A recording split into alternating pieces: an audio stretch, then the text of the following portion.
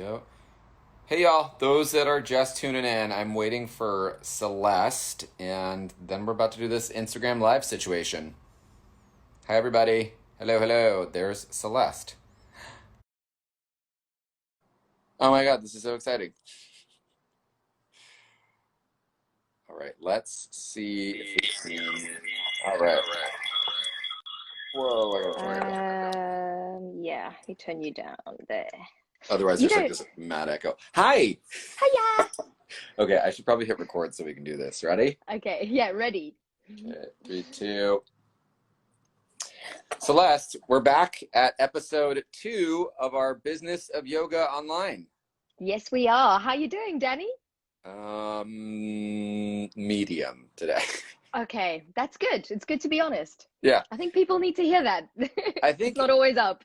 yeah, every day is a little bit different. I think on Thursday of last week, after, I don't know, somewhere mid-afternoon, I like finally hit my wall. And I finally was like, oh, you're not okay right now, and that's What do you mean? okay. Were you tired or were you just overworked or what do you mean? It's just a little bit of everything. Like, I think for me, it's like I have finally come to the place where I've come to the realization where I need to grieve my past life. And so that kind of sucks, you know? You mean because of the whole new coronavirus change of lifestyle? Yeah, yeah, yeah. I think all of us are grieving that to some degree, and I think it's totally normal to go in ebbs and what am I trying to say? Peaks and troughs, ebbs and flows. Ebbs and flows. Yeah, yeah, yeah. I mean, we go into yoga, like for me, I go into it for the people, you know what I mean? And I Yeah. literally go around, and one of the main workshops that I teach is, it's called connection through contact. And it's, Oh, and now energetic you can't infused. touch Yeah. anyone. Yep. And Oh, I can't do the thing that I love to do the most. And so I'm just like, okay, it sucks. And it's going to suck probably for a little while, but that's okay. There's nothing wrong with that. There's Santosha, there's contentment in good places, and there's also contentment in not so fun places. And you just work with what you got. And so, totally. And you yeah. know, Danny, I think that's a really nice segue into the first part of this podcast because what we thought would be really helpful for you guys out there is to, first of all, maybe we can discuss a little bit about how coronavirus has changed the landscape of yoga and possibly how that is going to continue to change moving forward into the future. I think Mhm. a lot of us aren't really sure what it's going to be like going back to studios or if it's still lucrative enough for us. And then secondly, we want to talk a little bit about the hardware, software, kind of like what tools we use just to make our Yeah. business functional. Yeah, for So sure. yeah, we're really excited, guys. Same. So let's just talk about the whole fact that, like you just said, we can't stroll into a studio anymore and teach a class. And on the one side, I feel like that's a really negative thing because we live for people. I mean, it's my Right. greatest passion. Right. But then on the other side, there has been a few people that have come to me going, do you know, I'm actually doing a lot better from a single Zoom class Mhm. financially than I would be if I had to travel into town to teach. And actually, I don't have that travel aspect that I have to consider. And so, what do you personally think is going to happen to the yoga landscape moving forwards? Oh my God. Like I was thinking about that. Like we're not gonna be like the notion of like, going back into like a studio and starting to teach like in public classes right away. One is not gonna happen. Two, when you do it, it's gonna be I'm assuming it's gonna be 6 feet apart from everybody. So, Mm, you know, like I mean I'm gonna say this, knock on wood, and I'm very grateful, but my 50-person classes that happen on Monday, Wednesdays, and Sundays are not gonna that's be gone. 50-person classes. Yeah, and we So get I'm paid per head. I don't know about you. I get yeah. paid per head as well. So, Yep. Yep. yeah. Exactly. Exactly. So Mm, I wonder if it's going to be some situation where like, well, there's a few things to unpack there. One, I would agree with that. I'm really glad that I don't have to travel as much anymore. Like I've saved so much time not having to go back and forth downtown, forward and back, blah, blah, blah, blah, blah, blah. It's nice to just teach a class and then walk to my kitchen and have a snack versus like, where am I going to run and eat a bar really quick? Or like, leave an office or wherever I'm teaching and like just like shoving a banana down my face before I jump on the train, like that's been really nice. And then I'm done teaching on Zoom and I'm still sitting in an empty room, yeah. you No, know? there's definitely there's a lot of we're processing change, and I think change is always difficult. Yeah. In terms of business, I feel like the positive side of it, however, is that it I mean, obviously we've all been in quarantine at the moment. It has freed up a bit of extra time. Right. And personally, from my perspective, I really wanted to, as best as I could, I know everyone has got their own challenges with families and looking after aged parents and all sorts of different things. So please never compare yourself to anyone else and what they've set for themselves as a For standard. sure. But, you know, one thing that I've really tried to do with the free time I had is I tried to think strategically about how I could grow my email list, how I could add more value back to the community. It's how Danny and I are right here now, but also how I could move, like almost generate a bit more value in the community without giving away too much. Just, you know, just being like free. Obviously, I want to add immense value, but I also am really mindful about the fact that we are running a business. We do need food on our plate. I've got a very, very high outgoings every month in terms of bills and mortgages. And so, yeah, I feel like there is that little bit of extra time, just not having to run around to classes. And I think that a really nice thing for us to share is potentially some of the strategies that we've used to grow our following or our email communication to people. Yeah, for sure. And the one thing I wanted to just like really emphasize too, and we talked a little bit about this last week, but know that I mean, obviously the yoga teachers that are listening to this that are just like really curious about like, you know, what's going on, you don't have to do anything right away. If you're in the place where you're right now, where you're just like processing, which a lot of us are, you don't have to start doing the most tomorrow. You don't have to run on empty. You can be an absolute mess right now. You can be in your feelings. You can be in your emotions. And maybe you just save this conversation for a little bit later and then use it when you're ready to. But first I would emphasize, like, explore your process, have your process. When you feel ready, then you can start to do X, Y, and Z. That being said, let's talk a little more about, like, I guess let's unpack like the email list situation versus the Instagram situation. So yeah, I personally feel like, although Instagram is an amazing tool, I mean, we really are very, very privileged to live in a time where we can market ourselves for free and have access to a community. And I know there's a lot of negative social media, and I'm not going to try and pretend it's easy. It's the hardest thing that I ever started, but it is a unique opportunity for us as just ordinary people to find a way of attracting a tribe. And I think that's something that a positive slant that always come back to that little positive whenever it's getting you down, come back to that. But the downside of Instagram is that we don't own that data. So tomorrow Instagram might be like, do you know what? We're going to shut down. And you will lose all of the effort that you've put into that platform.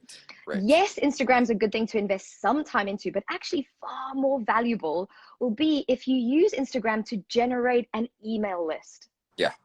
I mean, really anything that you do, even your Zoom classes, the way that you're going to keep that dialogue is to keep some sort of communication, right? So what I like to say is every time I post on Instagram, I get likes. Every time I send an email, I start a conversation. So when I send an email, people are more inclined to be like, oh, what is he up to? What is he offering? What X, Y, and Z? When I post on Instagram, it's like a picture. There is some leads that happen from Instagram for sure. Like I'm not discrediting that at all, but it's definitely more potent, and I can have more of a conversation in email because that person is not just a random looking around on Instagram, There's someone that's already communicated that they want to be a part of you, or they're interested in being a part of you because they've given you their email. It's very personal. Super personal. The way I look at email is not just a way to have a conversation also, but it is going to be your direct line of defense. It is going to be it's the one thing that's always going to be able to get whatever it is that you're trying to offer out there. Now, here's my deal on email. This is the way I personally see it. Every time I send an email, I never ask anyone to buy anything. Ever, ever, ever, ever. There's never a direct call to action. I know we talk a lot. There's a lot of talk on I feel like targeted ads are so real right now, but everything's like click funnels and, you know, calls to action and blah, blah, blah, blah, blah, blah, blah. And I just think I think people are smarter than that. I think people can actually see that when they're like, only 2 days or 24 hours to get this. Totally. I hate all of that stuff. It's a load of crap. It does work though. I have to say, I don't do it, but I have to say, people who are using those strategies are generating sales. So of course, if you're okay with that, we're not judging you guys for doing that. Amazing. If you're generating sales, I bow down to your greatness. But at the same time, if you don't resonate with that, don't do it. Don't do stuff that you don't feel good about. For me, I'm more inclined to offer stuff in the email to be like, hey, listen, this is what I'm up to. This is why I think it's awesome. This is how I think it could benefit you. If you're interested in it, here you go. You know, and So yeah, I've been doing something quite similar. In fact, I've been, guys, and just so you know, if you are on my email list, how much time goes into each and every email that I type up. I mean, oh my God. so long. Oh my And God. because a couple of things that I found really helped me in my business is I only add as much value as I can with every email. I'll never send out, hey, this, buy this from me. I'd never do that. I always I'll share a story, or I'll share biomechanics, or I'll share a mantra, or whatever. I put so much time into sharing value, value, value, value. And very softly at the end, I'll say, I'm up to this. If you want to come, it'll be great if you can make it. But literally, the reason I'm sending the emails, because I want people who are in my email list to be like, oh, I can't wait for her next email. Exactly. Not because I want them to go, oh, she's selling again. So yeah, just be clear on what your intention is behind sending out comms. I always think, when I think email, I say 70% value, 30% ask or offering. That's like my general rule of thumb with any type of like marketing thing, is like 70% value, 30%, whether it's a call to action or whether it's like a, hey, check this out or whatever. Otherwise, it's just, you're just getting sales emails, almost like, I don't know, when you get from whatever big chain store that's like, oh, 30% off now, 30% off now. That doesn't, it goes back to the concept of having a dialogue with someone. Like when I read your emails, I'm like, oh, cool, this is what she's up to. That's exciting because she's excited about X, Y, and Z. Does that make sense? Yeah, totally. And also something that might help you guys, and I saw one of the comments popped up saying, I'm having trouble generating people coming into my Zoom. So we're going to talk about how to build an email list in a moment. But just before we share all those nuggets, one of the things that I've been trying out, and I'm not saying I've perfected this, is I try and share the value, because I spend a lot of time preparing my classes, like a lot, like about 8 hours goes into preparing a class, and there'll be a theme, and there'll be biomechanics and a pose breakdown and all this content. So what I've done is I look at that class and I'm like, there's so much content here. So then I'll write an email about the peak pose or the theme or the biomechanics, and I'll create an Instagram post and so I'll create a storyline. And so that class becomes the backbone of the content that I'm going to share out that month. And so I feel like that shows, why would people come to your Zoom class? Why you need to give them a reason to part with cash and time. They're two very valuable assets to come to your class. Now, if you share all of the preparation that you've gone to in your communication, they'll be like, I really want to do the class where they talk about that, really cool theme. And that's how you generate excitement about getting people, making your stuff sticky. Is why would people come to you? You're not giving them enough reason. Right. And the other thing about that too is like creator burnout is a thing. First off, content is time. And so content creation is like a whole thing in itself, and you can burn out really quick. So very similar to like what Celeste was saying, if I don't know, I'm just gonna make this up. If you know what you're gonna be teaching in June, because that's what I would be planning for now, right? Let's say I'm teaching handstand, right? You no longer have to think about, well, what am I going to post today? Or what am I going to post tomorrow? What am I going to write about this? Or what am I going to write about that? Because your storyline is already like, here's my theme. How do I break that down? How do I invite people to go on that journey with me via email? How do I invite people to go on that journey with me via Instagram? How do I invite, so on and so forth. And as you start to create the content for this stuff, right? As you create the post for Instagram, you create something that's super solid. You only make it once. That picture of you showing, I don't know, a wrist breakdown or a video breakdown of something in handstand, you repurpose that for the giveaway at the end of the lecture. Or you hand it out later on as like hey, here's a recap. Or you save it, package it, and then resell it as an online workshop that was already used. Totally. That way you're not sitting there going like, I call it the content. What am I going to do now? What am I going to do now? What am I going to do now? Yeah, totally. Yeah, guys, I did that this morning. I was like, shit, I didn't take any pictures this week. And then I was like, wait, I'm still teaching restorative at the end of the month. So I'm just going to share that stuff because that's really what I care about right now, right? I always look at, for me personally, I think what really helps too is let's talk about just like the theming of it. I always plan out, I try to at least a quarter out. So, right now I'm working at, May, June, and July, which is pretty much almost done. And that way I have time and space to do it, but also the story is told really well. Does that make sense? Wow. Yeah, totally. I have to say, the way I've been doing it, and I'm really learning from you right now, listening to the way you do it, because what I do is like, I'll always plan a week ahead for the next week. So I plan my, and you're like, girl, Yeah. you need to up your I game. listen, I'm here for it. Yeah, let's break that down too. Like, I want to go into that a little bit more But I too. feel like you have more experience than I do. I'm the kind of, first of all,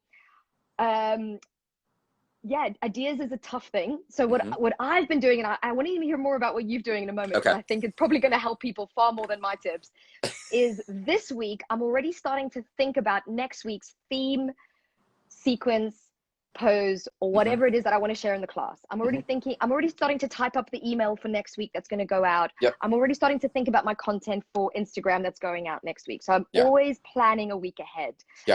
But Danny, take us through your quarter thing. I need this in my life. Okay, so the concept that if you guys weren't in the conversation last week, I talked about progressions and regressions, and I talk about progressions and regressions in everything in life. The other thing that I talk about is zip files. So these are like my two favorite things that have, it honestly has completely changed the way that I do everything in life. But so I think about it in like, let's say, let's just stick with the concept of handstand, because that's what we started talking about, right? So if I only focus on handstand for a month, or rather for a week, there is absolutely nothing wrong with that. But let's get extremely real.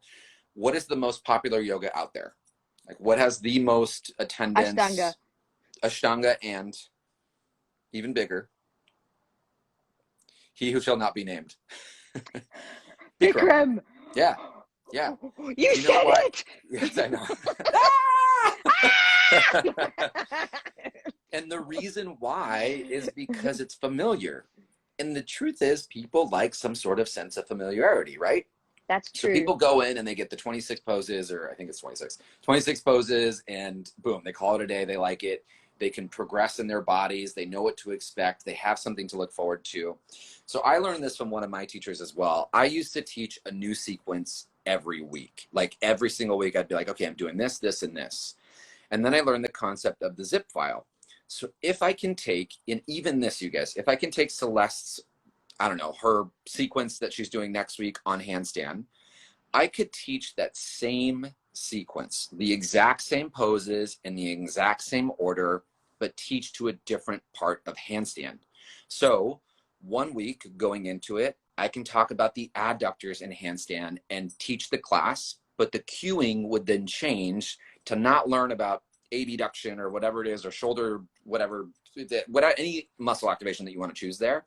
And then the following week, I teach the same exact sequence, you mean. but That's together. Actually helpful. Yeah, because then we don't have to constantly come up with new shit. Exactly. Hard and exhausting. You repurpose what you have there, and people have something to look forward to, and people may feel the same. Love it. They do, and they love the progress. They do love the progress. And not only that, not only have people, like, not only when they go in there, people aren't going into your class being like, I mean, some might be, but people are not going into your class being like, last week she did the same poses, because you're teaching a completely different lesson, right? This next week you could be teaching the same exact poses, but to core inside handstand. The third week you could be teaching to shoulder, whatever, with some subtle like changes throughout the sequence, or a couple of things woven in, and then boom, for a whole month you've got a program on handstand. You've got this beautiful sequence that you've dialed in. All you have to do is change muscular activations. But wait, there's more. Hey guys, start with me at the start of June, and we're going to progress the entire month. So now I'm more inclined to be like, I want to start with Celeste all month long, because I know at the end of the month, I'm going to be like badass. And Celeste is a busy woman. She's got shit going on. She's got a family. She's got whatever. She doesn't have time, 8 hours every single week, to try to rewrite this sequence and rewrite this sequence and rewrite the sequence and da-da-da-da-da. And guess what? Celeste also gets sick, and she also has bad days, and she's also a human being. So she may just wake up one day and be like, I'm not creative. I don't want to do it. Yep. So guys, couple of things that I wanted to tease out of what Danny's saying. This is super, super helpful for time poor people. I think that if you're teaching like 10 classes, I think one of my teachers that I'm helping out, she's teaching like 10 classes on Zoom per week. It's a lot. It's aggressive. So now for her, that first of all, it's super draining to teach online. Second of all, she's trying to also set up her Instagram and her email list. Like, it's a lot of energy. So Mm-hmm. this is such an amazing strategy for someone like her, because she can repurpose the beautiful work that she's dedicated herself to, Right.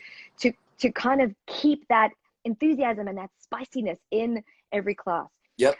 The challenge that I'm faced with now is I actually have people coming back week on week because they know it's going to be different. Right. And I think that I've created this bed for myself, which I now have to lay on. But could you keep the structure of the sequence and just change what you're teaching? What if you taught do you think people would know the difference if you've taught the same class and you themed it differently? That's a whole different experience in itself. I don't think they would. I don't think they would. But I know my hardcore followers, yeah, they're like, they get excited about the new sequence. They do. And do you know what? I probably have a bit more time than a lot of people. I don't have a family. Yeah. You know, I've got a bit more time. So I know I can still manage this weekly thing that I've got going on. But but guys, I don't know if it's sustainable. And actually, I think Danny's idea is going to keep people with you for the entire month, which I think is very valuable in terms of growing your following. And B, you're going to be able to repurpose your content, which is extremely beautiful and special. And also, you're going to get people excited about how you're going to change it week to week.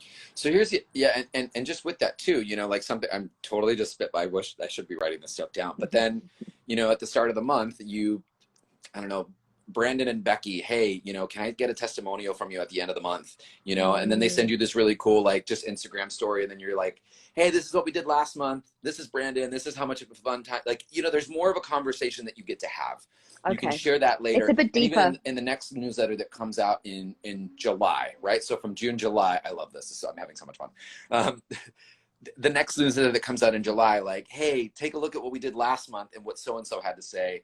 I'm going to send that out, you know, blah, blah, blah, blah, blah, in my newsletter. If you want the recap. Effective. Yep. If you want the recap for it, drop your email here and I'll send you out the classes, or I'll send you out the notes. Or you just copy and paste all the Instagram posts and say, check out these posts in this sequence. That'll help you get to where you want to go. Boom. Yeah. Shall we share with people how to build an email list? Yeah. I have some ideas. First of all, guys, I get asked all the time, are you like an ex-marketer person? Like, did you go to uni and study marketing? I never did any marketing ever. I had to learn everything from scratch. Yeah. But guys, I wasn't afraid to pick up a book in a library and read it cover to cover and implement every single strategy in there. And I think these days people may be like, they write to me, can you give me tips on how to grow Instagram? Guys, you have to read books. You have to look on YouTube. You have to go, you have to go and, you know, like content creators like me, we're very, very, very busy. We get hundreds of messages in a day. Yeah. You're asking me the biggest question. And now I'm like, where do I even begin? Like, of course, if you have a mentor, that's another really helpful strategy to tap into. Okay, I went off piece there, but let's talk about email strategy. To build emails, to generate leads. It's just like getting people to your Zoom classes. You need to give people a reason to buy from you. You also need to give people a reason to give you their email. It's a precious thing. It's their personal data. So the way I've done it is I've set up a landing page where if people type in their contact details, I send them 3 freebies. 3 really beautiful things. One is a glutes class. It's going to get your buds love/hating me. Second is yoga porcupines, the things we've been told all these years that actually is not that good for you. 3, a whole PDF about posture. And I put a lot of time into making it look good and putting all my best ideas in there. Those 3 freebies are there for people, you know, and in exchange, of course, they hand me the privilege of their data, and I never spam people. Like Danny and I were talking about, it's a value-driven sequence. Yep, I agree. Let's talk about a little more about the email collection. First off, a great place to start for a lot of people is MailChimp. It is absolutely free. It's super intuitive to use. And they actually have a built-in feature where you can create a landing page with them. So you don't have to go through it. And it's all drag and drop. So if you're, if you're new to this, that's what I use. If this is brand new, you don't have to go hire someone out. You don't have to spend a bunch of money on this. Just start with what you got. And in fact, if you're brand new and you're like just getting through it, get a pen and paper. And at the end of your Zoom class, be like, hey, I'm going to send this out, and then write that shit down and then start there. Just again, the regress version of it. So I always start with 1, I love MailChimp. I now use something completely different. I use another email server it's very complicated. It's like there's like timers and like it's Infusionsoft. Yeah, it's a maze on the back end. Now you don't have to go there, right? I love it because I love the data on it, but it's also like a full-time job to just run that thing in itself. So MailChimp is, and I wish I got money for this. We should have called MailChimp before this. The last I know. We could have got dollars on this. MailChimp, give us a code and we'll get some money. Yep. MailChimp is a great place to start. It's super easy. MailChimp. Yeah. Oh, great. Yeah. It's super. So then, it's super friendly to use. Everything is drag and drop. You can set it up really easy. I mean, I'm super tech dumb, so I wouldn't use the word friendly to use. I'd say I had to Google every single thing. Don't be afraid to go on YouTube and type how to set up landing page. Yeah. How to create landing page. Yeah. Don't be afraid to search, guys. It's hard. Yeah, YouTube. For me. Same thing with Celeste, you guys. I dropped out of high school. I didn't even like finish school, and I learned everything from scratch, and a lot of it from YouTube as I've just gone along the way. So the other thing too that I would suggest is if you have a website, make sure that you have an opt-in there. And when you do your opt-in, don't give me any of this crap of just popping up and saying, give me your email. Let me know why I should give you my email. Like, what is it that my email is money, right? It's something that is very, like what Celeste was saying, it's very valuable to me. So why do I want to give this to you? And when you send me the first give, because this is part of retaining the email, what's the conversation that you're having with me? What is it that wants me to stay with you? What is it that you're putting in the email that is of value? The first thing I'm not going to do is ask anyone for anything there. It's just going to be, here you go. Here's a give. Totally. And guys, it's, you don't have to stay signed up to our stuff at all. You can unsubscribe super easily. MailChimp and the service that we use, you can unsubscribe really easily. But just to do a little bit of market research, go and sign up to our respected email list just so you can see what we do and you can get your freebies. I'm not asking you to stay signed up at all. I literally just want you to model what we've done. And so definitely also something I wanted to say was, when we are producing so much free content, and it takes time to make a video for Instagram or to post a picture or whatever, that takes time. Give away lots of value in all of your posts and all of the videos you make. Like, really share something that has made your life better with the world. And then softly at the bottom, if you feel comfortable doing this, just go, to find out more, sign up to my email list.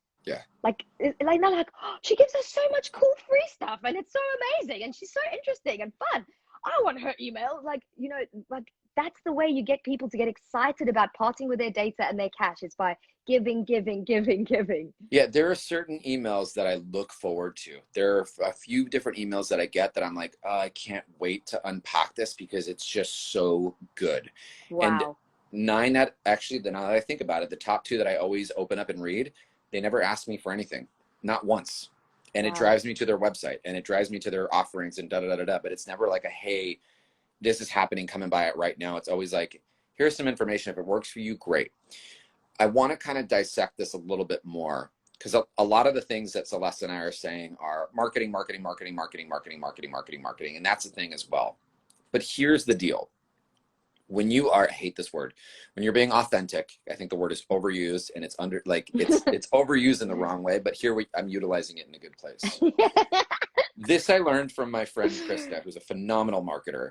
And she's just really good. But when you're in your dharma, right? When you're doing the thing, your purpose, you don't have to market your dharma. You're just sharing authentically.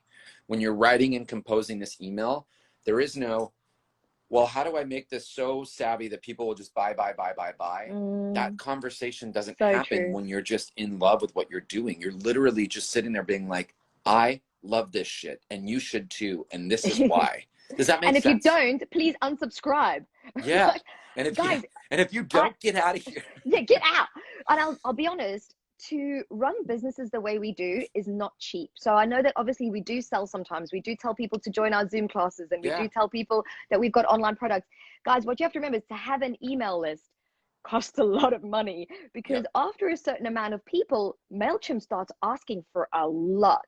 Now, that's okay with me. I want to pay MailChimp. They provided a service. They deserve the money they're going to get. But we do have to still generate an income from this. And so it's easier if people don't like your stuff to ask them to leave. You know, don't worry if someone unsubscribes. Don't stress about it. Be like, thank goodness I don't have to pay for your email on my list anymore. Yeah, and also don't get caught. This is another thing too. Don't get caught up on having 30,000 subscribers. Don't get caught up on having 100,000 followers. Don't get caught up on any of that crap. That's just crap. I would rather have 100 emails of people that are really connected and really want to go on a journey with me versus 100,000 emails of just noise. I would rather have 100 followers on Instagram that are active, that connect with me, that are having conversation, that are there, than having a vanity of having, X hundreds of thousands, whatever. And I'm not knocking people, like, don't get me wrong, you guys. I'm not knocking people that have big followings. I'm not like, whatever. I'm only speaking from what works for me. And I'm only speaking for what I've seen. What I think about, like, the longevity of teachers and whatnot, I look at some of the people that have been doing this the longest. I look at some of the, I'll just keep it at that. I look at some of the people that have been doing this the longest for years, who've written the books on this stuff. They don't have these massive followings. They don't have this, crazy, Instagram this and this and that.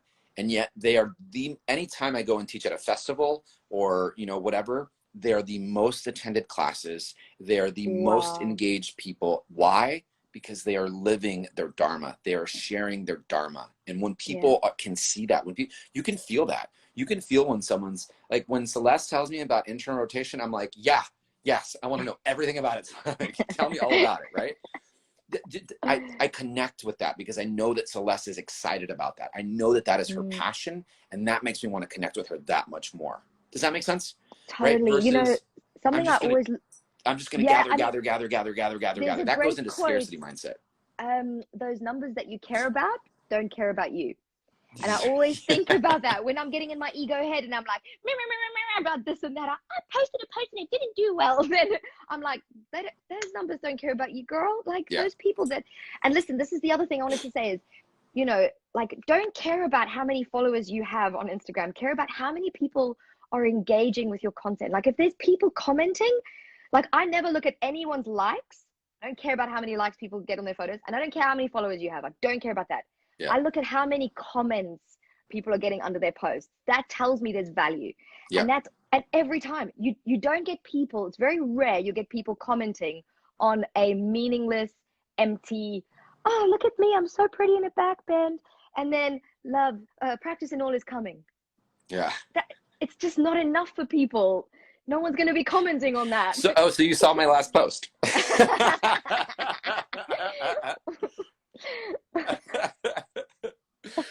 Yeah, it's so true. I mean, we've kind of pinballed a few times going back and forth, right? We're talking about collecting the emails and we're talking about building that. It's also important to know that with whatever you're doing, whether you're collecting emails or sending out stuff, let it be you. And if your thing is teaching yoga to people in chairs, okay, I love this. This training that I did with this teacher, it was beautiful, beautiful, beautiful training, 50 people. This one student in there, John, oh my God, this guy was amazing. He was phenomenal, super smart, probably smarter than the teacher in the room, like just knew his stuff, practiced with grace, like everything about him. I was like, wow, you are a powerful human being. Why are you not on Yoga Glow and why are you not doing this? Oprah. His passion is to teach people in chairs.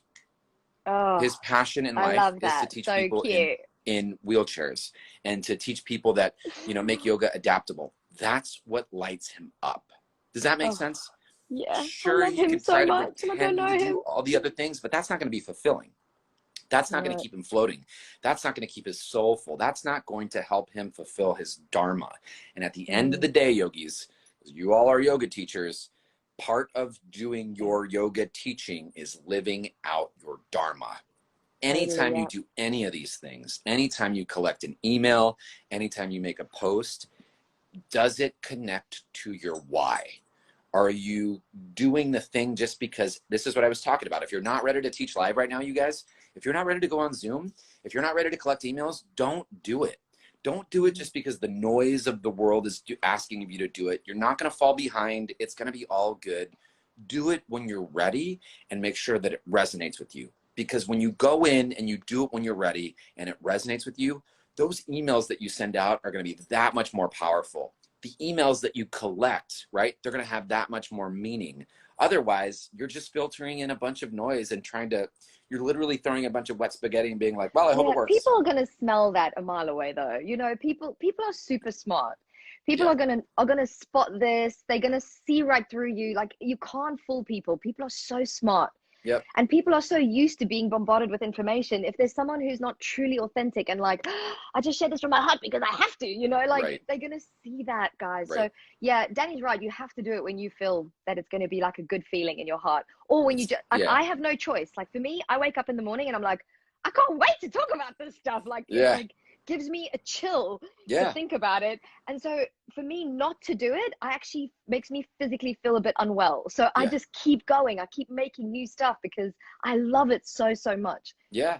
I completely just completely echoing what Celeste says. When she posts something about biomechanics or whatever, I'm in. Just like, you know, and the same, I hope when I post about, I'm very big about, you guys all know this, I'm very big about being vulnerable and sharing your story. And that's a big part of the podcast is, you know, having people share how yoga has changed and help them, you know, through whatever. And I also teach a little bit of the other stuff, but really, like, I really try to give people a voice as much as possible. I hope that resonates with some people. And I also hope that it doesn't resonate with some people, because we can't please everybody, and we shouldn't. If we're pleasing everybody, you are out for a burnout quick. Yeah, definitely. I think my dad has this phrase that he always throws out, and it is kind of annoying, but it has actually got a lot of wisdom. Yeah. And the phrase is, slow is fast and fast is slow. Boom. Boom. Truth bomb. Celeste and Danny out. Bye.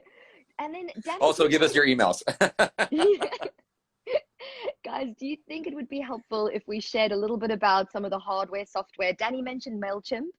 What's so cool about it is you can set up a landing page there. You can tell people why they should sign up, and you can link your email list to it. So as they sign up, they get an automatic email. You don't have to do this manually. They automatically get an email with all the freebies, day 1, day 2, day 3. And then you've got your email list that's growing on MailChimp, ready to send out campaigns whenever you feel it's going to be a good feeling. Yep. The other thing that I think is quite useful for people is building up a Squarespace website. It's not very expensive, and it makes it very easy to do it yourself. So you can just get some pretty pictures and upload it into the template. And I personally think it's one of the best ways to set up a website. Yeah, and the cool thing is Squarespace integrates really well with MailChimp. They like our best friends. So you just boom, and you're set and ready to go. Easy. You don't have to do like any patch jobs in the back end of it. It literally, you're just like connect, and they talk to each other, which is great. Amazing. Okay. And by the way, Danny's probably got more of a technical brain than I do. I have to say, everything took me a long time. And I sometimes used to be like on the edge of tears, like, I've been doing this for 8 hours and I've still got nothing to show for all this effort. So don't be hard on yourself when that happens. Us yoga teachers, we've got other skills that we should be very proud of. Yeah. There's a couple of questions coming in just that I'm picking up on. There's, is Squarespace better than Wix? Is Squarespace better than WordPress? Let's talk about this. Celeste, are you on Squarespace?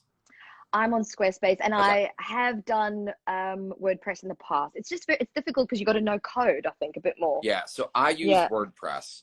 And if you were to go to my site, everything on my site is custom built. So we've designed everything from start to finish, every element. I personally chose to do that because I felt like I could express myself as a person more on my website because I made it custom to the way I wanted it to. Yeah. And I also do love the tech side. I love the design side. Yeah. That's very fun for me. So I had a really good time with that. Just like, you know, when the app was developed, I was like, ooh, colors, pictures, change. Let's move things around. This is great. I love that. WordPress is really great if you're tech savvy, you want something really robust, and you can customize the crap out of that thing. Squarespace is a great place to start if you're just wanting to drag and drop. Beautiful sites, done really well. Their support team is really awesome. Wix, another company I like don't know much Squarespace. about them. They're not bad. They're great. I've done, you know, a friend of mine, I've helped him set up his website that way. Not one is better than the other. They actually all work really well. It just depends on what you feel like you want to do. Like, where do you want to, how hard is your learning curve, and how intricate do you want to get? And how much time have you got? Are you a mum? Are you teaching 20 classes a week? I mean, I will say, I have been through 1, 2, 3, 4 websites to get to the one I'm on now. So don't be afraid if it's not perfect. Yeah, I'm on third. I'm on 3 right now. It's so bad. I spent all this money on different websites because I'm not a techie person. I actually hired people, and then every time it was done, I'm like, oh, I'm not sure if I'm totally happy with it. And so it took me a really long time. And guys, I didn't have money to waste. Like I always had to hustle for every single pound that I've got. But so as my income grew, I always reinvested my profits back into my business. And so I'm on my Squarespace site now, which has been developed by someone with branding. And I have to say, I had to spend a lot of money to get that right. But I'm so, so grateful that, you know, I've worked my way up to the point where that's possible. So don't be afraid to just start. Even if you just have a little landing page going, you know, my name's Danny, I'm the best yoga teacher because of these reasons. Here's your freebie, enter your email. Here's my timetable. That's perfect. That's all you need. You don't need to go fancy, guys. People, if they connect to you, they will give you their email. And they'll be so happy they know where you teach or what time you're teaching on Zoom. People are there for you. Remember that. People are there for you. Yeah. Should we take a couple questions, Celeste, before we round it out? I just want to share a couple more things about tech. So we started off with MailChimp to get your emails, choose a website and get that kind of linked up. Then the other thing was, a lot of people have been asking me how I edit my videos on Instagram. I use my phone to do everything, the filming and the editing. And I like using an editing app, which used to be free, but I think they're starting to charge people now. I think I'm in those free categories still, called Splice. SPLICE, and I love it. I know there's a lot of different apps out there, but I just think it's the best one personally. I use Splice and InShot. InShot, okay, cool. InShot is great to, like, I mean, I love them both. They both have their different features. But yeah, those are the two that I recommend. Yeah. So, and I think InShot, you guys, I think it actually has a free version of it, and then you can pay for the upgraded version too. Cool. Yeah, wicked. And that's, I think, the only tech stuff I wanted to share with everybody. Is there anything else techie that we need to? I've got one. Okay, guys, please, if you're teaching Zoom classes, get yourself some kind of wireless headset, because the sound quality is so important. All we have is your voice. People are in these echoing rooms, and it's like, hi, how, And so if you have a little wireless headset, like the ones I'm wearing now, or any brand, then your voice is right by the microphone and people are going to hear you. That's a little detail. Also, don't be afraid to jump on eBay or Amazon and just buy yourself some box lights or a little ring light. They're not very expensive. They're going to light you up. You're going to look so much more visible to people. We haven't got a lot on the screen.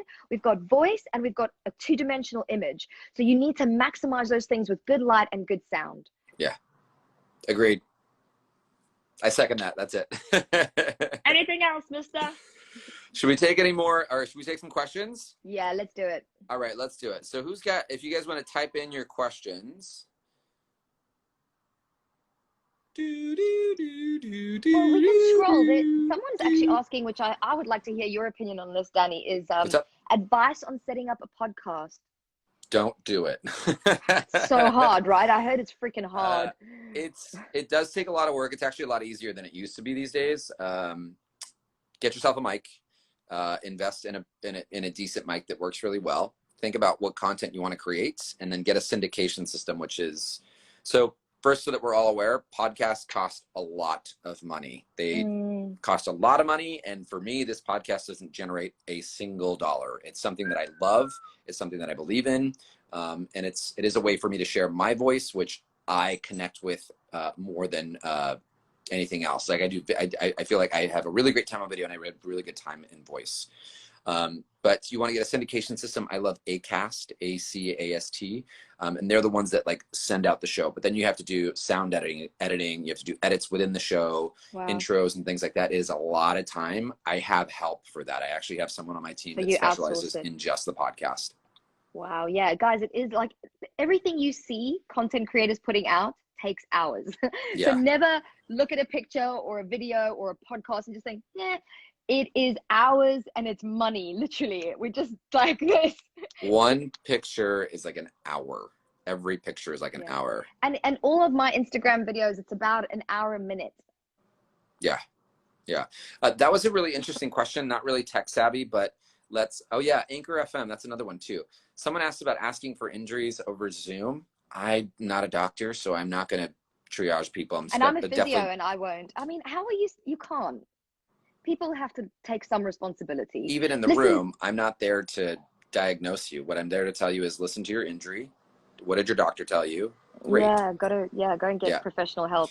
Guys, advice on getting past the fear of only having one person in your Zoom class. Ego is powerful. You got to start somewhere. I didn't start with, I didn't start with 30,000 followers. I started with 2. And sometimes my Zoom classes, you guys, and I'm a good teacher. Sometimes I just get 20. Sometimes I get 5. Sometimes I get 40. I don't care if there's 1. I don't care if there's 100. I'm going to teach that class like it was the most important thing in my entire life. Yeah, but also be smart about it and use the data to give you inspiration. Because, for example, some teachers are teaching 10 classes a week on Zoom, just a good example. Now, I'm like, why would you give people 10 options? Give them 2 options and get both of those classes full. And someone's like, yeah, my pregnancy classes are really packed. All my other classes are empty. I'm like, well, put on more pregnancy classes then. Yeah, like, totally. You know what I mean?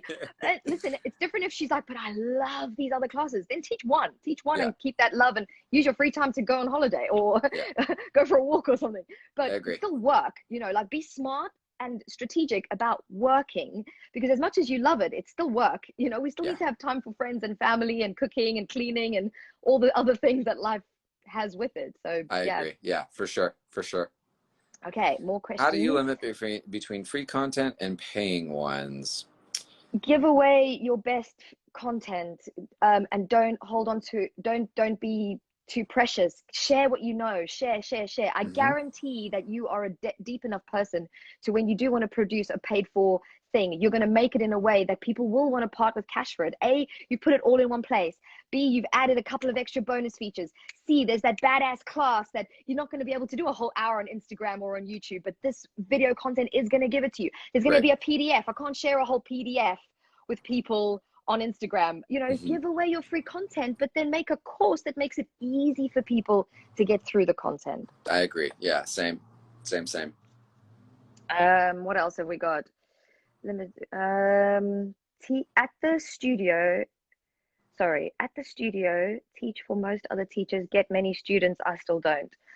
You need to analyze yourself. After every class, I ask myself, what did I do well? And I'm honest with myself about what I did well. And I'm honest with myself about what I didn't do well. Like, how can I change my vocal pitch? Can I be more interesting with my themes? Can I put a bit more effort into my sequences? Can I maybe make it a bit more fun and playful so that people can light up and have a bright moment in their day? What is it that's special that you're doing? And then can you keep changing that and enhancing it to grow your own skill level? And also, have you identified who your students are so that you know how to teach to them? Defo. I'm just doing a little scroll now. I didn't even know you could do that. Yeah, go with your finger down and then you'll see all the little questions popping up. Oh my goodness. And look at that, there's so many. Yeah. Okay, we are struggling also because yoga shouldn't be a business. We spoke about this last week. Go and listen to Danny's podcast. We're not going to get into that now. And it should be available free. He's saying, this annoys me. Sorry. We are struggling because yoga shouldn't be a business. I believe it's something that should be available free and made in passion and unconditionally shared. Sorry, but I need to pay my bills. If you want to take it back to the old, if you want to look at historic yoga, then if you want to stay me up at your house and pay all my bills and pay for my food, I'm in. Fine. Sign me up. Let's do it. I'm down for that. Guys, listen. First of all, I give away a lot of amazing free stuff. And so I'm always going to be giving. When someone writes to me going, I've had really, really tough time financially, please can I join your class? I give away free codes. I want those people in my class. I'd never turn them away. Yeah. But it's this craft. How much money did you have to spend on your teacher training? Yeah. Did someone give that to you for free because it's the joy of yoga? Yeah.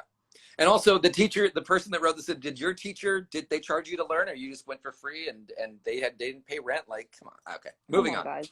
Come on. Yeah, we've had enough of that chat.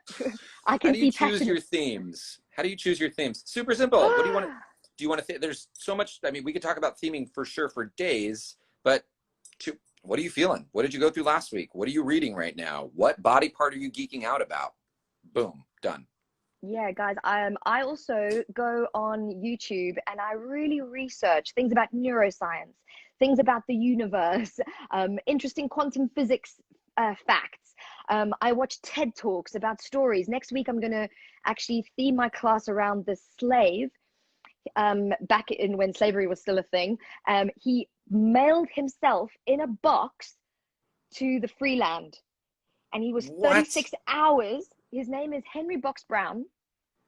This man's story moved me to tears, and I want to share about that in my class because we all feel a bit caged in right now with coronavirus. Yeah. And I'm like, I want to share this man's story because we've got nothing to complain about, you know, compared to what he had to go through to become a free man. And so that's what my theme for next week's going to be. And I got that from watching Britain's Got Talent. Whoa. Yeah, someone spoke about his story on there, and I went away and researched it, and I thought it's so cool. I'm going to talk about that. And I just go, yeah. I talk a lot about philosophy in class, period. I love it. I'm really geeking out on it right now. So I just go in and I go to town on philosophy, and I'll pull out stories from the Ramayana or whatever it is. You can hear a lot of like yoga stuff. I mean, I tell, no, it's pretty yoga nerdy. I love yoga nerds. Only because I keep learning something new from you guys. It really, like, guys, that's the other thing is, what are you teaching your students? Are you talking from a script that you learned on your teacher training? Or are you actually going away and putting in a little bit of effort to teach people something new, like how to get into a pose that maybe they're afraid of doing, or how to warm up their wrists adequately, or maybe a cool story that you're like, oh, that is so inspiring, or some cool facts. Like, put in a little bit of effort. Like, think of this as a work of art, you know, and put effort into that art. It doesn't just happen out of thin blue air, the stuff we're making. It's very true. And on that note, find us next week and give us your emails. What are we talking about next week? Can't remember. Yeah. Guys, give us some suggestions. I think we have like a couple minutes. What do you guys want to know more of for next week's podcast? It'll be the last one of this trilogy. We're going to be on at the exact same time again on Thursday. We would absolutely love to keep serving you guys in a way that would help you feel like, yeah. We've got this. What has been the most challenging part of the journey? Okay, Celeste and I are going to put our heads together and we'll come up with some great stuff. It'll be, again, just how to transition business online and more of the questions that you guys have right now. So finding a niche. Oh, this is good. I can talk about that for days. Okay. Yeah. Do you call it a niche though? I call it who's your person. Okay, who's your person? But like, we did that last week. Yeah, yeah, I'll talk about that for week. Days. Okay, I like hearing you talk about that. I was like, ooh. Yes, we are going to save this live, and I'll also post a little link, a swipe up link, probably shortly, and then you can give me your email there. Check out my onboarding sequence to like write down all the things, copy and paste it if you want to, I don't care. Check out my onboarding sequence, and then you'll get another email after the onboarding sequence with recap from all this. No, all good. Did I go off screen? I don't know. I think maybe. I was trying to take your picture so that I can. Guys, thank you so much for joining us. Okay, let's go together. 1, 2, 3, go. Okay, 1, 2. All right, y'all. Until we see you next week, this is Celeste and Danny saying, peace out. Peace out, guys. Thank you so much for joining us. Your precious time. It means so much to us. We love you. Bye, guys. Bye, guys. Thank you.